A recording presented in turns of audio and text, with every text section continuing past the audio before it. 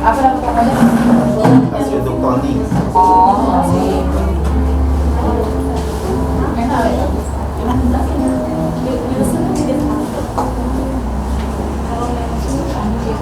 Paling puasa dulu ya sebenarnya.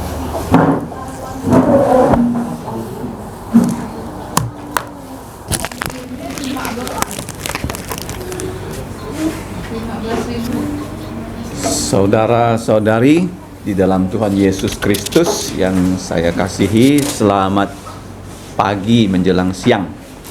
Kita akan memulai persekutuan kita di hari terakhir ya, di bulan ketiga tahun Tuhan Yesus 2023. Mari kita bersama-sama memuji Tuhan dengan pujian nomor 56. Karena kasih orang tahu aku umatnya.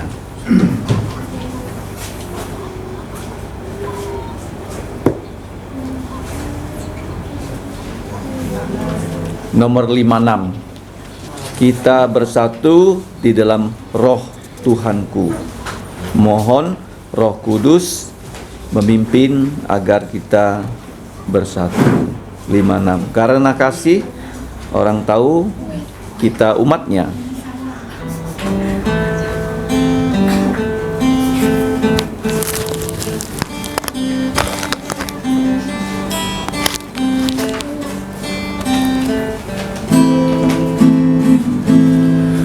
Kita bersatu di dalam roh Tuhanku. Kita bersatu di dalam roh Tuhanku. Mohon Roh Kudus pimpin agar kita bersatu. Karena kasih orang tahu aku umatnya. Orang tahu akulah umatnya. Kita berjalan bergandeng tangan bersama. Kita berjalan bergandeng tangan bersama. Bersatu dalam iman sebarkan Injilnya. Kasih orang tahu aku umatnya. Orang tahu akulah umatnya. Kita kerja untuk Tuhan saling menolong. Kita kerja untuk Tuhan saling menolong. Menghormati dan saling memperhatikan. Karena kasih orang tahu aku umatnya. Orang tahu akulah umatnya. Kita memuji Tuhan karena berkat-Nya. Kita memuji Tuhan karena berkat-Nya. Bersyukur Ia memberikan Roh Kudus padaku. Karena kasih orang tahu aku umatnya. Orang tahu akulah umatnya. Kita berdoa. Allah Bapa kami yang bertahta kekal di dalam kerajaan sorga, Allah Bapa yang telah memberikan kami keselamatan melalui putra-Mu Tuhan kami Yesus Kristus. Pada siang yang sejuk ini kami datang mengucap syukur karena pimpinan Engkau dalam pelayanan kami selama 1 pekan. Bahkan pada saat ini Engkau tetap memberikan kami kehidupan dan kesehatan sehingga kami dapat bersekutu. Kami sudah memuji nama-Mu. Sebentar lagi ya Bapa, kami akan membaca dan merenungkan firman-Mu. Kami tahu kami adalah orang berdosa, sedangkan Engkau dan kata-kata-Mu itu suci. Kami mohon dengan belas kasihan-Mu, dengan darah Kristus Engkau menghapus semua pelanggaran kami. Dan Roh-Mu yang kudus menaungi kami agar kami dapat diberi hikmat untuk mengerti firman-Mu, diberi kekuatan supaya kami bersemangat melaksanakan semua perintah-Mu. Kami serahkan persekutuan ini ya Bapa, kiranya nama-Mu saja yang dimuliakan.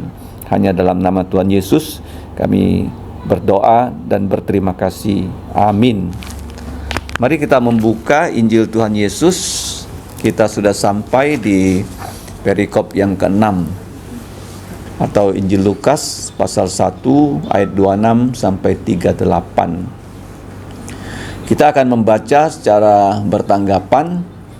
Saya akan memulai dengan ayat 26, ditanggapi ayat 27, demikian seterusnya sampai 3 ayat yang terakhir akan kita baca dengan serentak. 2b, pengumuman kelahiran Yesus. Perikop ke-6 kepada Maria. Demikianlah bunyi firman Tuhan.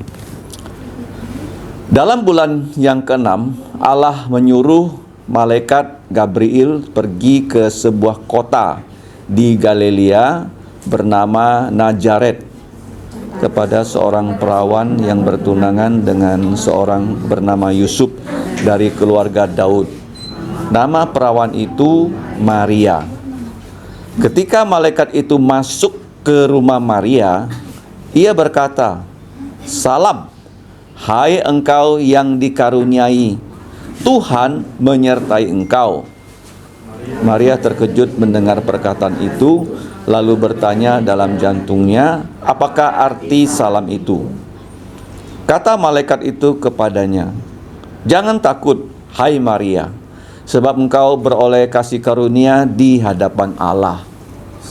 Sesungguhnya engkau akan mengandung dan akan melahirkan seorang anak laki-laki, dan hendaklah engkau menamai dia Yesus. Ia akan menjadi besar dan akan disebut Putra Allah yang Maha Tinggi. Dan Tuhan Allah akan mengaruniakan kepadanya tahta Daud, bapa leluhurnya. Dan ia akan menjadi raja atas kaum keturunan Yakob sampai selama-lamanya, dan kerajaannya tidak akan berkesudahan." Kata Maria kepada malaikat itu, "Bagaimana hal itu mungkin terjadi karena aku belum bersuami?" Jawab malaikat itu kepadanya, "Roh Kudus akan turun atasmu, dan kuasa Allah yang Maha Tinggi akan menaungi engkau. Sebab itu anak yang akan kau lahirkan itu akan disebut kudus, Putra Allah." Sama-sama. "Dan sesungguhnya Elisabet sanakmu itu, ia pun sedang mengandung seorang anak laki-laki pada hari tuanya. Dan inilah bulan yang ke-6 bagi dia, yang disebut mandul itu. Sebab bagi Allah tidak ada yang mustahil." Kata Maria, "Sesungguhnya aku ini adalah hamba Tuhan. Jadilah kepadaku menurut perkataanmu itu." Lalu malaikat itu meninggalkan dia. Kita sudah belajar kedatangan malaikat Gabriel kepada Zakaria ketika dia bertugas di Bait Allah untuk memberitahu tentang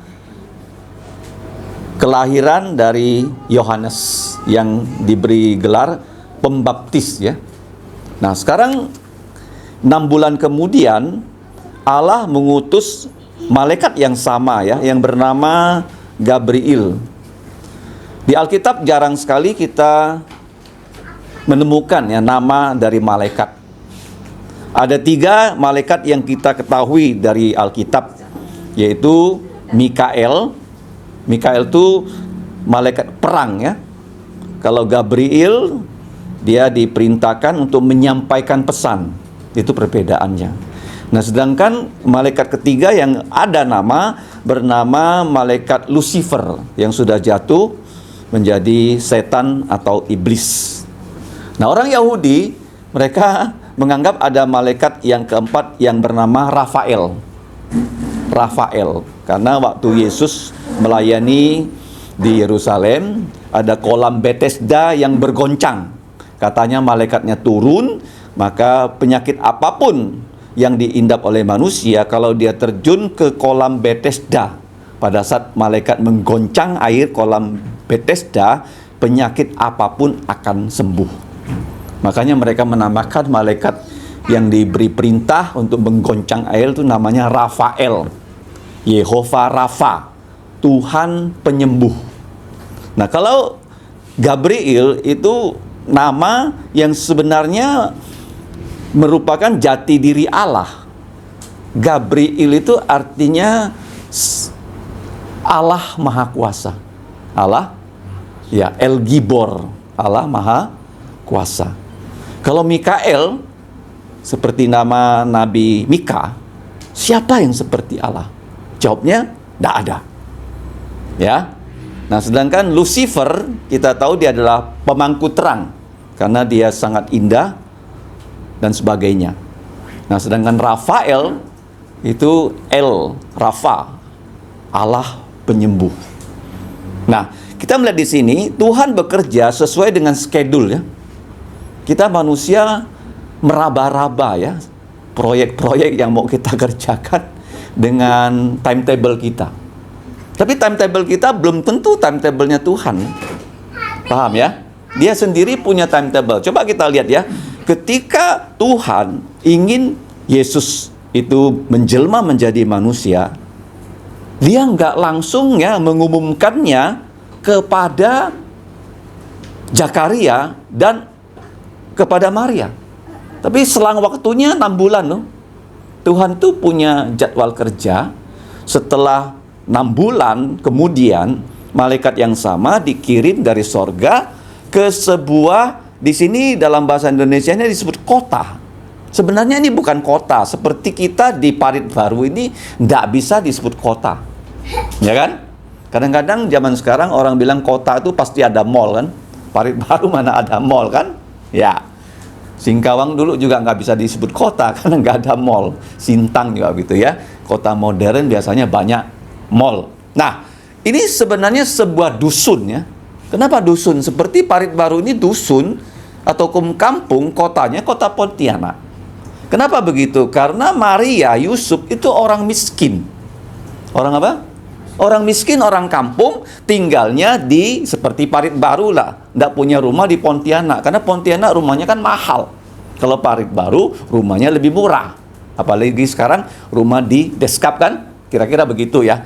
Nah, tetapi kita lihat ya, kota yang dekat dengan Nazaret ya, di daerah Galilea, Danau Galilea, Laut Galilea, itu bernama Bethshan. Nah, saya pernah pergi ke dua tempat ini, baik Bethshan maupun Nazaret. Nazaret waktu Yesus lahir 2000 tahun yang lalu dusun kecil loh. Dusun kecil. Kota besarnya namanya Bethshan. Nah, kota Bethshan itu sekarang tinggal puing. Tinggal apa? Puing loh. Kalau kita pergi ke kota Bethshan, orang nggak membayangkan bahwa Bethshan itu dulu kota, Nazaret itu desa. Nah, Bethshan itu kalau kita baca di Perjanjian Lama, itu Raja Saul dibunuh oleh orang Filistin. Itu di Bethshan. Kalau di Bethshan sekarang tinggal puing. Kalau kita pergi ke situ, yang ada itu adalah galian. Ya, di situ ada amphitheaternya, ya. Ada pasarnya, namanya Agora dan sebagainya. Tinggal puing loh. Nah, kenapa sekarang Nazaret justru sekarang menjadi kota yang besar loh. Kota modern lagi loh. Nah, kita percaya ya, karena Nazaret ini menjadi kota bersejarah di dunia ini, di mana Yesus ya dikandung dalam rahim seorang perawan yang bernama Maria. Nah, Maria ini karena tinggal di desa, di pelosok bersama Yusuf, mereka orang miskin. Yusuf itu hanyalah tukang kayu. Nah, kalau sekarang ya tukang kayu itu sudah jarang ya membuat mebel ya. Sekarang mebel-mebel dibuat dengan mesin. Ya, dari pabrik ya. Nah, dulu orang bikin meja, bikin kursi, ya bikin tempat tidur, bahkan ya kalau ada mebel yang rusak dikirim ke tukang mebel untuk diperbaiki. Ya, seperti dulu kita punya baju kalau sobek kan, ya kita apa? Nah, pergi ke penjahit ya untuk ditambal begitu ya. Zaman dulu kira-kira begitu. Jadi Yusuf itu betul-betul pemuda miskin. Maria itu juga seorang remaja yang miskin, yang masih muda sekali, belasan tahun, belum sampai 20 tahun. Tapi dia bisa bertanggung jawab loh untuk melahirkan Tuhan Yesus. Ini luar biasa ya. Tuhan itu sudah persiapkan Maria, kita sudah belajar silsilahnya, dia adalah dari keturunan Daud yang bukan raja, dari Nathan, sedangkan Yusuf keturunan Daud juga, tapi dari Raja Salomo. Sama-sama keturunan Daud. Nah, kita melihat di sini ketika Allah mengutus Gabriel pergi ke sebuah desa yang bernama Nazaret ya di Galilea. Nah, kepada satu perawan yang bertunangan sudah dengan Yusuf, sama-sama dari keluarga Daud, nama perawan itu disebut Maria.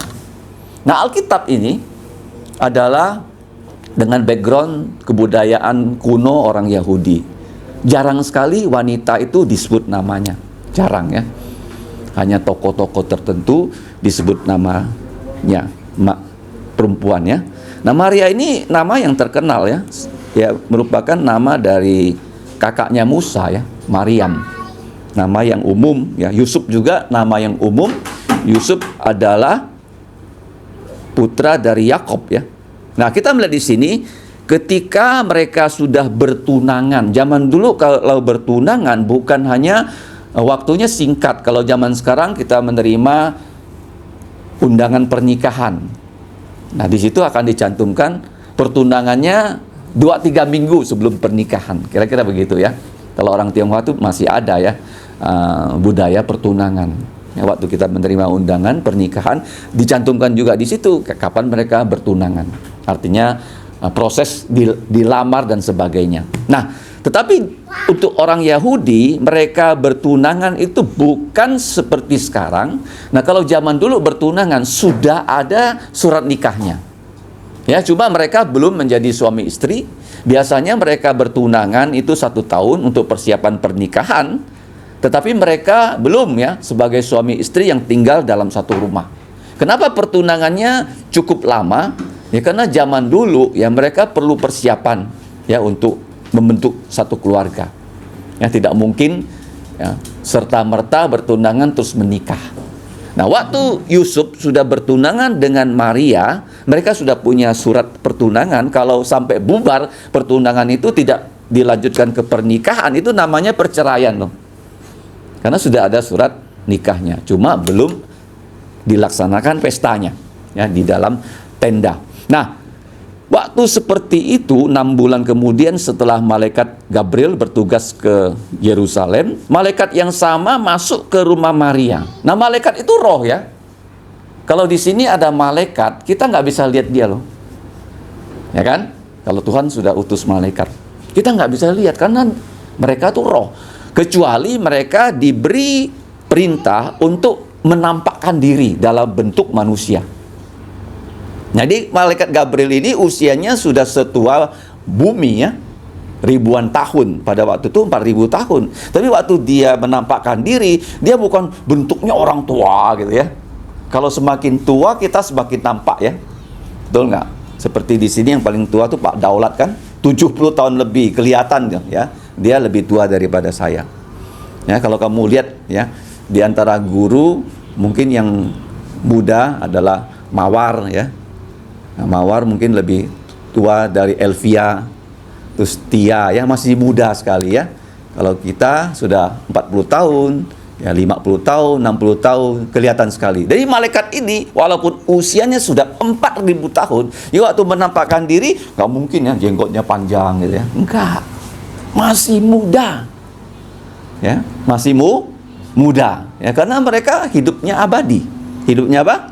Abadi, nggak pernah berdosa, nggak pernah secara fisik mereka itu kemarin lebih lemah daripada sekarang. Kalau orang nggak loh, kita ya dulu masih sehat, sekarang mungkin sudah rada-rada pikun ya. Lupa, pikun tuh maksudnya lihat orang, susah nih ingat namanya. Siapa nama orang ini? Wajahnya masih ingat loh, siapa namanya? Perlu dipikir-pikir ya, seperti merenungkan skripsi gitu ya. Pikir ya 1 jam kemudian namanya itu. Jadi kira-kira begitu, sudah mengalami penurunan fisik ya. Kalau malaikat enggak loh, mereka kekuatannya sama ya, bahkan bisa ditambah kekuatannya kalau Tuhan mau menambah kekuatan mereka. Jadi malaikat ini waktu masuk ke rumah Maria, dia menampakkan diri, kelihatan Dan kamu lihat di sini ya, dia pertama-tama berkata-kata dalam bahasa manusia. Ya, malaikat itu kalau di dalam surat 1 Korintus 13 ada dikatakan bahasa malaikat. Sebenarnya bahasa malaikat itu bahasa manusia. Nggak ada bahasa malaikat tuh ya, bahasa yang tersendiri dibandingkan bahasa manusia. Jadi mereka berbicara, manusia mengerti. Nah, di sini dikatakan salam, bahasa Indonesia itu salam tuh adalah kata yang umum. Sebenarnya kalau kita lihat bahasa Yunaninya itu kairo, rejoice, bersukacita.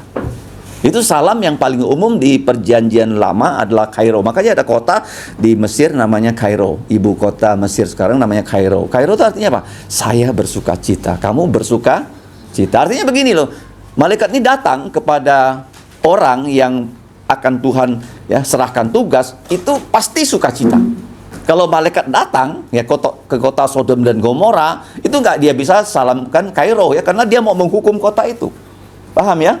Jadi begitu dia datang memberi salam, kita berjumpa dengan orang Kristen lainnya, kita juga memberi salam yang membawa sukacita pada orang yang bersangkutan.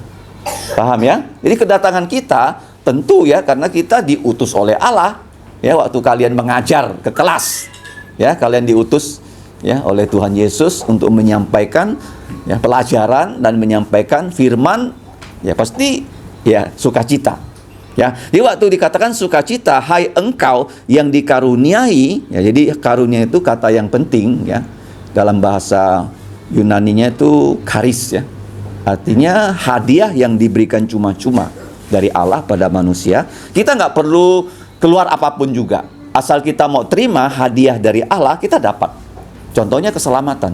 Kalau kamu dengar Yesus, kamu percaya Yesus, kamu dapat. Nggak seperti agama-agama yang lain loh. Mereka mengatakan kamu berbuat A, B, C pada bulan tertentu, kamu berpuasa, mudah-mudahan kamu diselamatkan.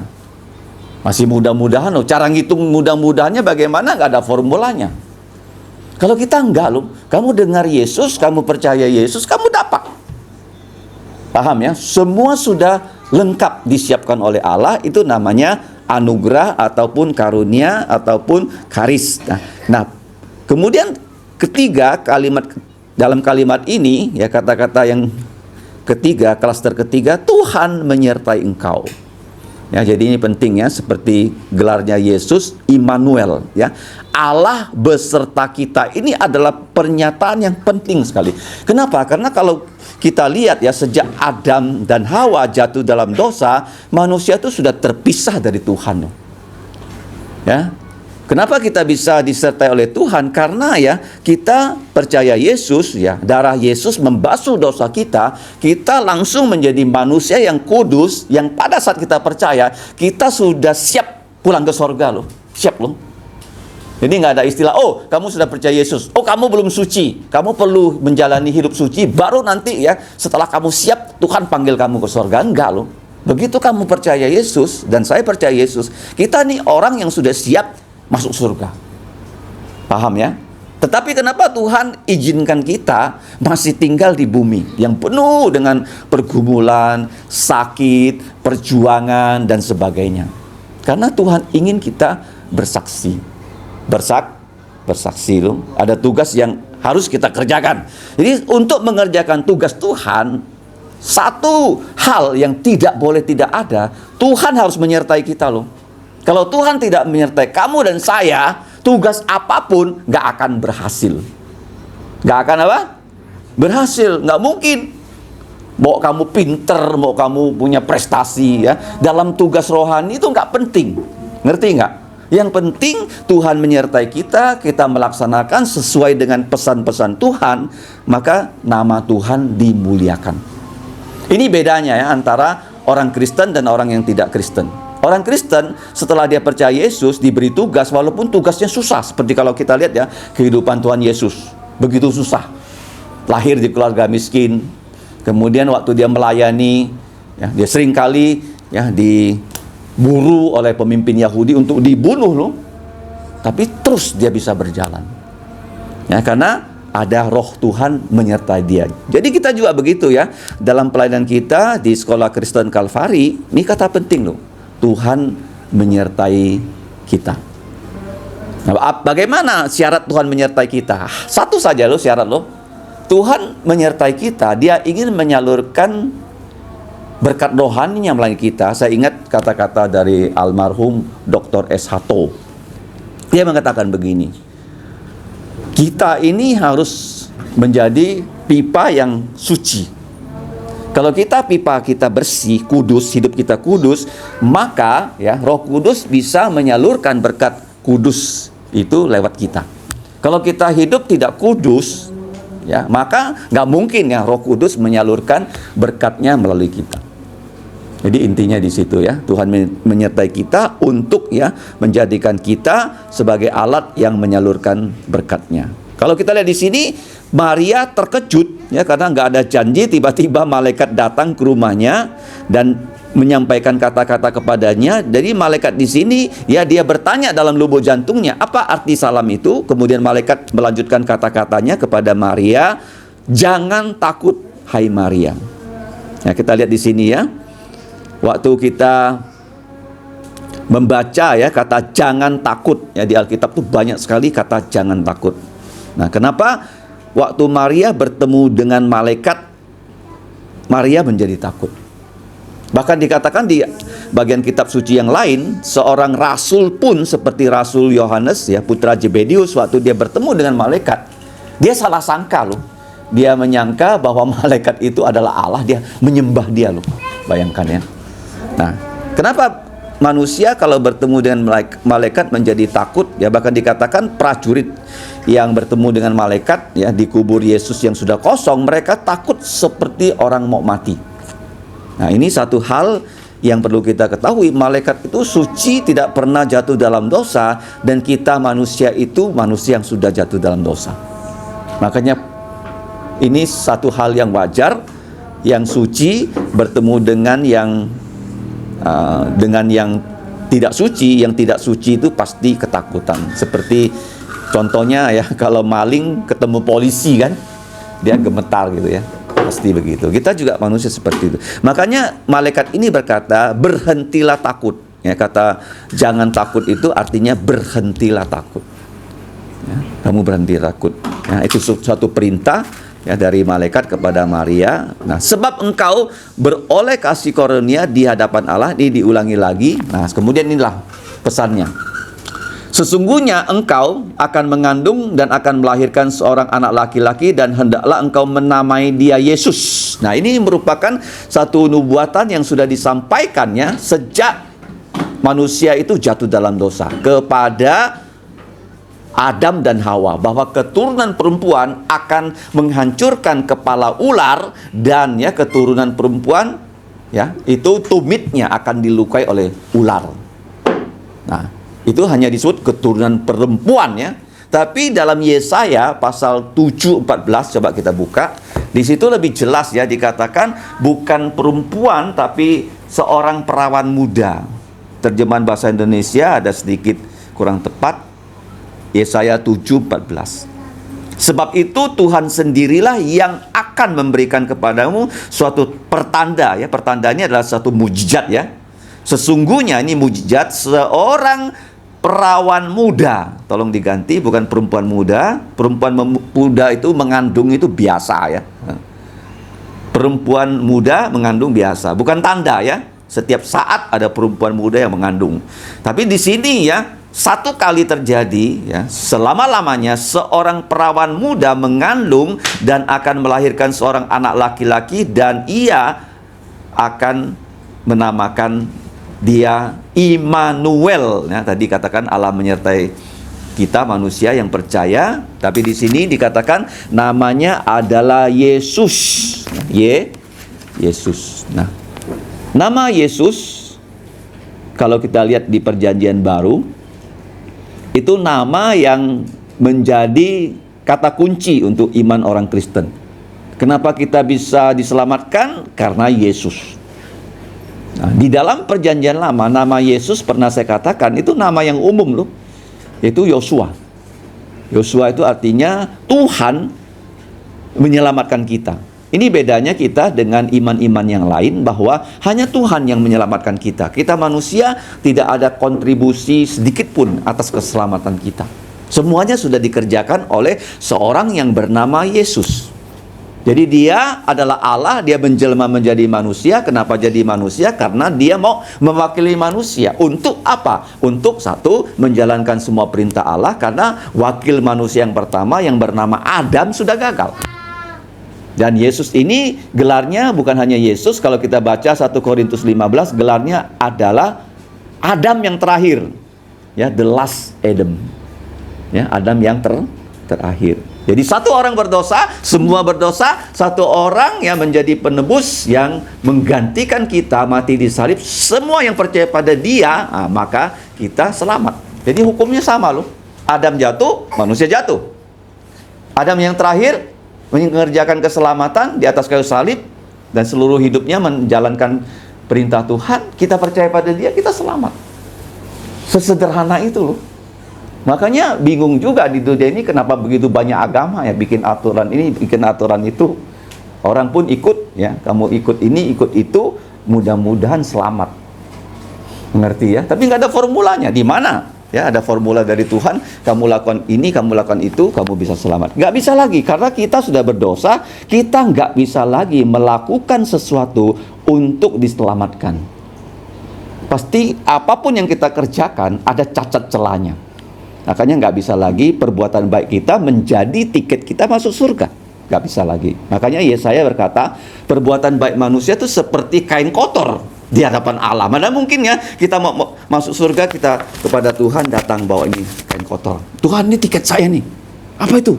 Kain kotor. Kain kotor ini ya, apa maksudnya? Dalam Alkitab dikatakan ini bukan kain lap yang sudah kotor bisa cuci jadi bersih. Ini ada seperti pembalut wanita yang satu kali pakai harus dibuang. Nggak mungkin ya kita masuk surga bawa pembalut wanita. Tuhan, ini loh. Pasti ditolak. Ya. Perbuatan kita yang baik kita anggap baik. Makanya Yesus berkata tidak ada yang baik kecuali Allah. Kita semua sudah berdosa. Perbuatan baik kita tidak bisa membawa kita ke surga. Jadi namanya Yesus. Yesus ini adalah God man ya. God man. God. Dia adalah Allah sejati, manusia sejati. Dia lahir ya dari rahim seorang perawan. Nah, dikatakan di sini ada planning tentang kehidupan Yesus yang dinubuatkan ya sejak lama, sekarang diperjelas lagi. Tuhan Yesus akan menjadi besar dan akan disebut Putra Allah yang Maha Tinggi. Jadi dia adalah Allah Putra dan juga Putra Allah. Kenapa ada tambahan kata Maha Tinggi? Jadi karena Allah, dia adalah Allah yang bersemayam di tempat yang paling tinggi. Karena nggak ada lagi yang lebih tinggi daripada Allah. Ya, tidak ada lagi yang lebih tinggi dari Bapa, Putra, dan Roh Kudus. Nggak ada. Dia yang paling tinggi loh. Maha tinggi. Paling tinggi. Nggak ada lagi yang lebih tinggi daripada Bapa, Putra, dan Roh Kudus. Nah, dan Tuhan Allah akan mengaruniakan kepada Yesus, ini janji ya, kepada Daud, bahwa dia akan duduk di tahta Daud. Nah, kata tahta itu sebenarnya sama dengan kata kursi ya Pak? Kursi ya. Nah, kursi ini kan murah ya. Ini kursi plastik nih nggak sampai 200.000 ya. Tapi kalau kamu ke kantornya Pak Jokowi, nah, kursinya berapa? Tentunya mahal ya. Ya dibuat dari kayu jati dan sebagainya, diukir, beda sekali ya. Apalagi nanti kursinya raja. Ya, Raja Salomo, raja-raja yang kaya itu bukan hanya dari kayu, ya ada hiasannya berlian dan sebagainya, mahal sekali. Ini namanya tahta, tempat duduk. Tempat apa? Duduk. Ya, kenapa Yesus itu disebut punya tempat duduk? Ya, dia duduk di sebelah kanan Allah Bapa karena pekerjaannya sudah selesai, udah beres. Ya, seperti sekarang Jumat ya, tugas kalian udah beres kan? Betul nggak? Seminggu ini sudah selesai, dari Senin sampai Jumat sudah selesai. Jadi Yesus itu punya tahta Daud. Tahta Daud itu tahta apa? Tahta bukan hanya ya memberikan ya kekuasaannya dalam kerajaannya Daud, tapi ya sebenarnya tahta pengampunan dosa. Itu yang penting ya. Kalau kamu bertemu ya dengan Tuhan Yesus, bukan hanya tahta kekuasaan, tapi dia punya apa? Kekuasaan yang membebaskan kita dari dosa. Ya, seperti seorang presiden, dia punya power untuk memberikan ya, gerasi. Ya, gerasi. Kalau Yesus, dia bisa memberikan kita pengampunan dosa karena sudah dijanjikan ya dalam kitab 2 Samuel 7 ayat 13 bahwa Daud akan punya satu putra yang akan menjadi raja sampai selama-lamanya. Kenapa bisa begitu? Dia menjadi raja atas keturunan Daud sampai selama-lamanya dan kerajaannya tidak akan berkesudahan. Nah, kerajaan di dunia ini ya satu saat akan berakhir. Tidak ada seorang raja yang terus bisa jadi raja karena dia akan mati. Tapi kenapa putra Daud ini kerajaannya selama-lamanya dan tahtanya selama-lamanya? Karena Yesus setelah dia mati untuk dosa manusia, dia bangkit, dia tidak akan mati lagi sampai selama-lamanya. Hidup kekal, hidup yang kekal. Makanya kalau kita baca Alkitab, ada begitu banyak istilah hidup kekal. Kalau kamu baca di literatur lain, nggak ada tuh istilah hidup kekal, nggak ada. Hanya di Alkitab ada hidup kekal. Bagaimana buktinya hidup kekal? Yesus waktu dia sudah bangkit, dia naik ke sorga. Paham ya? Dia naik ke sorga. Tubuhnya itu ya sudah supranatural, tidak lagi tubuh yang natural seperti sebelum dia mati. Tidak lagi ya dikuasai oleh ruang dan waktu. Jadi waktu dia naik ke sorga, dia nggak perlu naik pesawat, nggak perlu naik roket. Ya, kalau seandainya kita ya punya roket pun nggak bisa kita sampai tempat yang jauh sekali dari bumi ini, karena akan tubuh kita nggak tahan. Ya, ini tubuh kita yang fana. Harus diberi tubuh mulia, tubuh kebangkitannya Yesus, baru kita bisa tinggal di sorga bersama Yesus. Ya, waktu Yesus datang kedua kali, dia akan beri kita semua tubuh mulia. Yang mati dalam Yesus diberi kebangkitan, punya tubuh mulia. Dan kita yang masih hidup, kalau sekarang Yesus datang, kita nggak akan mengalami kematian, diberi tubuh mulia, dan kita dibawa ya ke angkasa bertemu Yesus, nanti dibawa ya ke surga, langit ketiga. Langit ketiga. Ya, kalau agama yang lain mengatakan langit ada 7 lapis, enggak, langit hanya 3 lapis. Satu, tempat tinggalnya burung, ada oksigen. Lapis kedua, SMS, ada matahari, bulan, dan bintang-bintang. Baru langit ketiga itu tahtanya Allah. Jadi 3 lapis, bukan 7 lapis. 3 lapis. Jadi kita bisa loh naik ke sorga dengan tubuh mulia. Itulah hidup yang kekal. Jadi kerajaan yang tidak berkesudahan, apa buktinya? Yesus yang sudah bangkit dari kematian. Satu-satunya bukti. Secara fisik loh. Tapi bukti yang lain adalah firman ini. Firman ini ya kekal. Gak akan pernah orang bisa mengubah firman Tuhan ini. Sekali diberikan oleh Allah, firmannya dilindungi sampai selama-lamanya. Ini edisinya nggak ada revisi, terus sampai selama-lamanya. Kekal ya. Jadi kata kekal itu kata yang penting ya untuk kita ketahui dari Alkitab.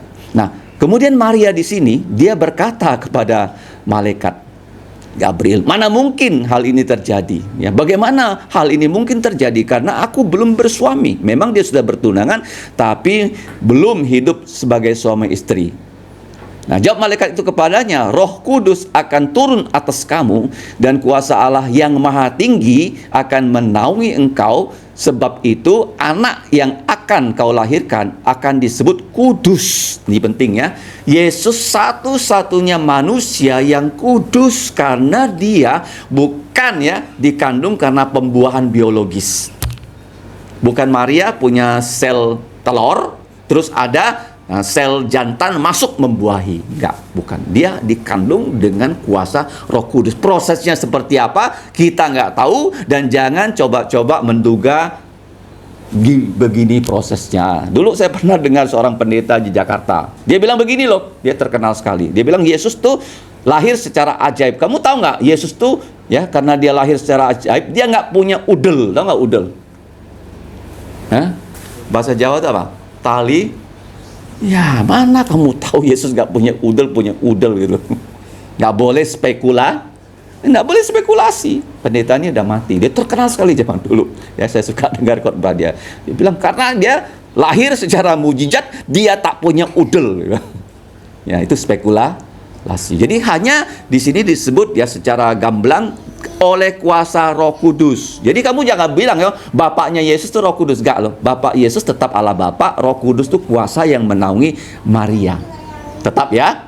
Dan Yusuf siapa? Yusuf bapak angkatnya. Yusuf bukan bapaknya Yesus loh. Yusuf adalah bapak angkat. Maria adalah ibu kandung. Nah, kalau kita lihat di sini nama Yesus disebut putra Allah, Nah, kemudian nama Yesus disebut putra Daud. Nama Yesus di sini diulangi lagi ya, kudus putra Allah. Nah, kemudian Maria kan ragu-ragu loh. Kok bisa ya? Saya mengandung dan saya belum bersuami. Yusuf hanya tunangan. Nah, dijelaskan oleh malaikat. Ya, malaikat ini dia tahu ya, manusia itu penuh dengan ya, curiosity, ya, keingintahuan. Jadi dia berkata, sesungguhnya Elizabeth ya, keluargamu itu, ia pun sedang mengandung seorang anak laki-laki pada hari tuanya. Jadi Maria ini memang kerabatnya Elizabeth. Itu bulan yang ke-6 untuk Elizabeth yang sudah tua. Saya percaya Elizabeth itu usianya sudah nenek-nenek, sudah mati haid gitu. Ya, haid itu terjadi pada umur belasan tahun sampai 50 tahun. Ya, 50 tahun. Ya. Kalau sudah 50 tahun nggak haid lagi, itu nggak bisa punya anak. Jadi Elizabeth juga sudah tua, suaminya sudah tua. Jadi karena mujizat, ya, seperti Sarah sudah 90 tahun. Ya, dikatakan Abraham sudah hampir 100 tahun, sudah mati pucuk. Tuhan lakukan mujizat sehingga mereka bisa lagi bereproduksi. Reproduksi. Tiba-tiba ya, sudah sekian lama nggak datang haid gitu. Tiba-tiba datang haid, kemudian ada telurnya di dalam, terus Zakaria juga menjadi muda lagi, membuahi ya istrinya, kemudian langsung jadi anak laki-laki namanya Yohanes. Sudah 6 bulan mengandung. Kenapa 6 bulannya? Karena Yohanes ini adalah imam yang akan Allah utus mengurapi Yesus waktu Yesus dibaptis. Semua sudah ada dalam planningnya Tuhan loh. Tinggal dilaksanakan. Nah, kenapa hanya 6 bulan? Karena dia hanya sebagai pendahulu. Pendahulu itu seperti mobilnya presiden mau lewat, di depannya itu ada forwarder. Ada para pengawalnya jalan dulu supaya buka jalan. Jadi Yohanes ini membuka jalan untuk Yesus. Ketika Yohanes sudah melayani 6 bulan, orang Israel itu ya sudah bertobat. Tinggal Yesus melanjutkan perjalanan pelayanannya. Hanya 6 bulan loh. Singkat sekali loh. Setelah itu dia ditangkap, setelah itu dia dieksekusi oleh Raja Herodes. Jadi 6 bulan selisihnya. Yesus waktu dia dibaptis oleh Yohanes, usianya lebih muda 6 bulan daripada Yohanes. Mereka masih sepupu loh. Masih apa? Ya, Elizabeth tua betul, mandul, karena mujizat Allah mengandung. Maria, perawan. Tidak ada perawan yang pernah mengandung, hanya Maria. Nah, kalau kita lihat di sini, karena Yesus ya dilahirkan secara ajaib, dikandung secara ajaib, maka dia menjadi manusia satu-satunya tidak ada dosa. Tidak ada dosa. Kalau kita manusia, semuanya berdosa. Bayi dalam kandungan juga berdosa. Ada orang bilang, ya, bayi lahir seperti kertas putih, nggak ada dosa. Salah. Kenapa berdosa? Bayi dalam perut bisa mati. Bisa apa? Kenapa mati? Karena dosa.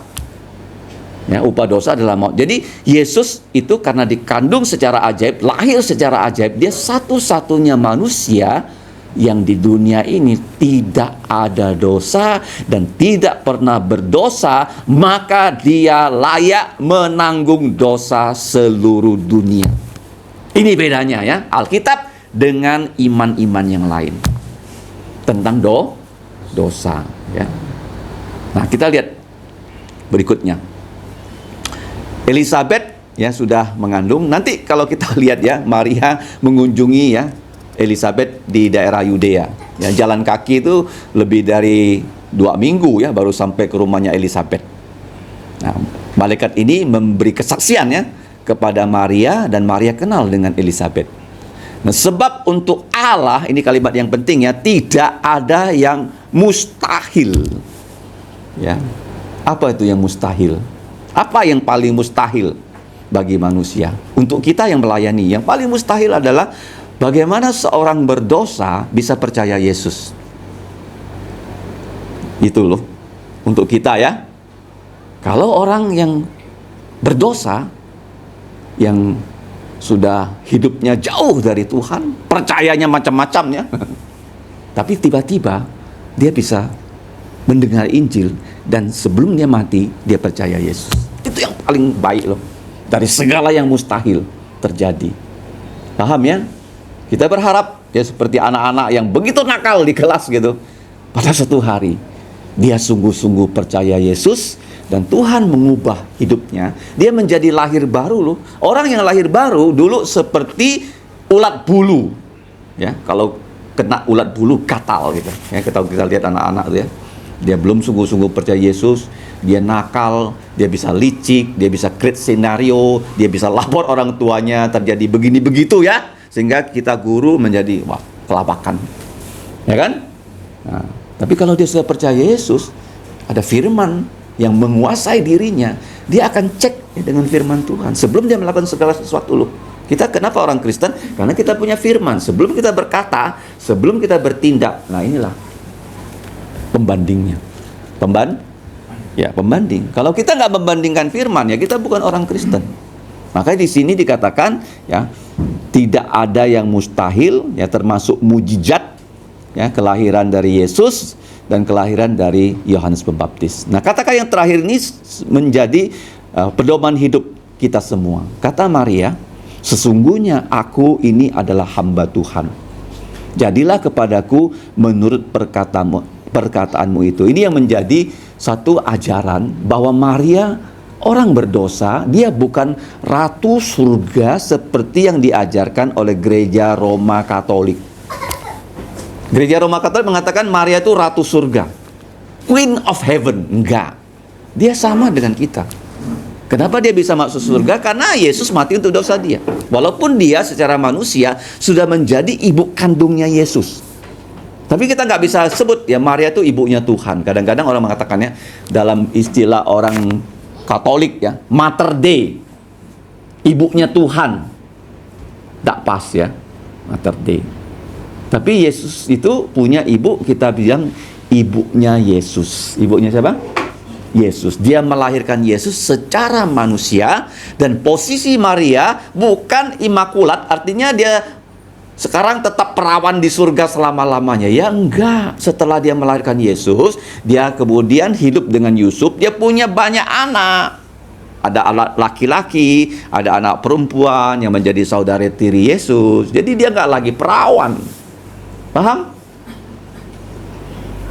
Jadi orang Katolik bilang, oh, di surga masih ada perawan abadi, namanya siapa? Maria. Salah. Makanya dia bilang, saya ini hanya hamba. Hamba, bukan ratu ya. Nah, orang Katolik bilang dia ratu surga. Enggak ya.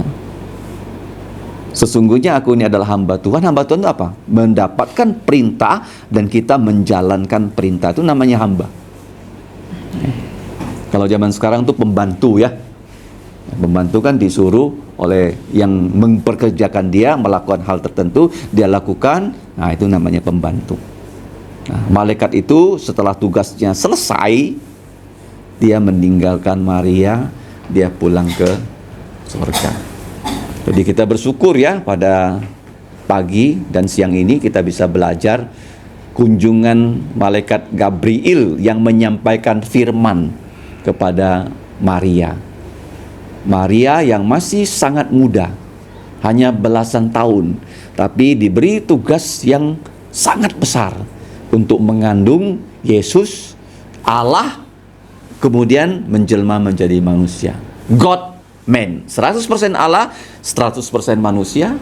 Dan Yesus ini sekarang pun dia masih manusia di surga yang punya tubuh mulia. Yang lain-lain, Adam ada di surga tapi roh nggak ada tubuh mulia. Yesus dia sama dengan kita, punya tubuh, dia hidup sebagai manusia. Dan di sini begitu banyak ya gelarnya, namanya Yesus, Tuhan Juru Selamat, Putra Allah yang Maha Tinggi, ya, dia adalah namanya Putra Allah atau Allah Putra, karena ada Allah Bapa, Allah Putra dan Allah Roh Kudus. Kemudian kalau kita lihat di sini, ya, Tuhan Yesus disebut sebagai Putra Daud karena dia mewarisi tahta Daud untuk selama-lamanya. Kerajaannya tidak pernah berhenti karena dia setelah bangkit, dia tidak akan mati lagi selama-lamanya dengan tubuh yang mulia.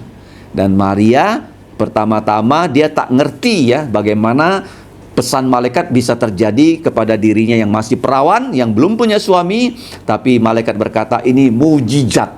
Mujizat sudah terjadi kepada keluargamu yang bernama Elisabeth. yang sudah tua sekali, tapi sekarang sudah mengandung 6 bulan, dan Yohanes Pembaptis ini menjadi apa? Imam yang mengurapi Yesus waktu Yesus mulai melayani, umur 30. Jadi semua sudah di dalam perencanaan Tuhan. Gak ada sesuatu dalam kehidupan orang Kristen yang terjadi secara kebetulan. Semuanya sudah Tuhan rencanakan. Tinggal kita mau nggak melaksanakan rencana Tuhan. Kalau kita mau ya melaksanakan kehendak Tuhan, maka kita hanya bisa berkata, sungguh aku ini hamba Tuhan yang selalu siap melaksanakan kehendak-Mu. Kehendak apa sih yang kita tunggu-tunggu dalam pelayanan kehidupan kita? Ada orang yang mustahil percaya Yesus, pada satu hari dia bisa percaya Yesus. Itulah ya, kita berharap ya dari pelayanan kita di sekolah ya, ada anak-anak nanti ya, karena kita membimbing mereka untuk mengenal Yesus, mereka dapat percaya Yesus. Dan mereka kalau sudah percaya Yesus, mereka bukan hanya disebut anak sekolah Kristen Kalvari, tapi dia menjadi anak-anak Allah yang akan hidup selama-lamanya bersama dengan Tuhan Yesus. Mari kita berdoa. Bapa kami di surga, kami mengucap syukur bahwa pada siang ini kami dapat belajar bagaimana seorang yang masih muda seperti Maria dapat menjalankan rencana Engkau. Dari perawan Maria inilah Tuhan Yesus menjelma menjadi manusia melalui kuasa Roh Kudus. Ya Bapa, tolonglah kami supaya kami juga mau seperti Maria yang siap menerima firman-Mu. Pakailah kami ya Bapa dalam kehidupan kami, pelayanan kami, baik di manapun kami berada, khususnya di sekolah, kami bisa melayani Engkau seperti Maria, sehingga banyak anak-anak yang dapat percaya pada Tuhan Yesus dan diselamatkan. Bapa, tolonglah kami sungguh manusia yang lemah, kami manusia yang berdosa. Ampunilah segala dosa kesalahan kami, dan kami mohon dengan darah Yesus Engkau menghapus pelanggaran kami. Tolonglah kami semua ya Bapa, demikianlah doa kami, dalam nama Tuhan Yesus kami berdoa dan mengucap syukur. Amin. Oke, selanjutnya ada kesaksian dan pokok doa.